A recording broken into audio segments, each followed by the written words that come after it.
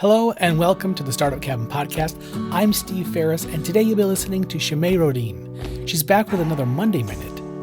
In her role as a business advisor, she's encountered a lot of business leaders who are trying to navigate huge shifts in their industry. And she's seen two responses, and she's going to talk about those today. So here is Shimei. So today I want to talk about something that I see going on in the media industry. And I want to clarify something about what happens when there's that kind of disruption like they're experiencing right now.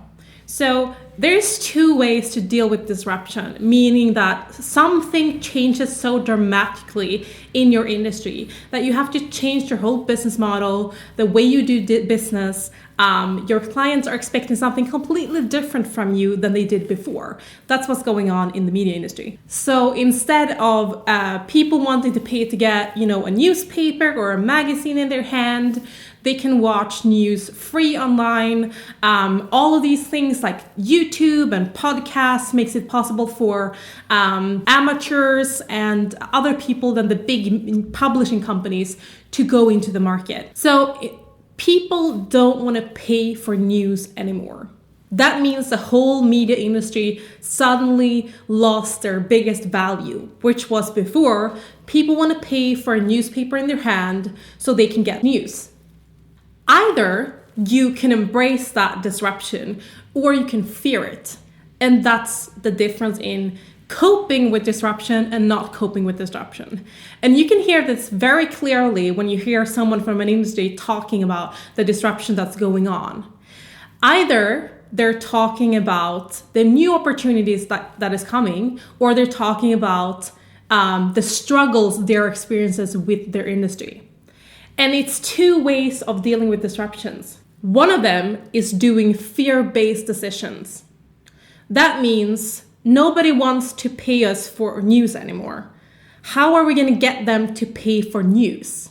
And one is embracing the disruption, which means what does people actually want to pay for now?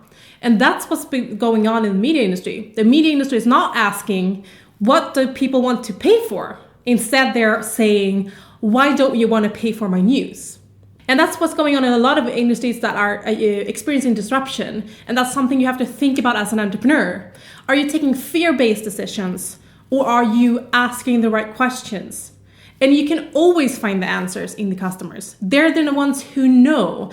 And I can promise you, if you're an up-and-coming media company, ask the people reading your news, ask the people watching your videos. They will tell you what's worth paying for and what is not.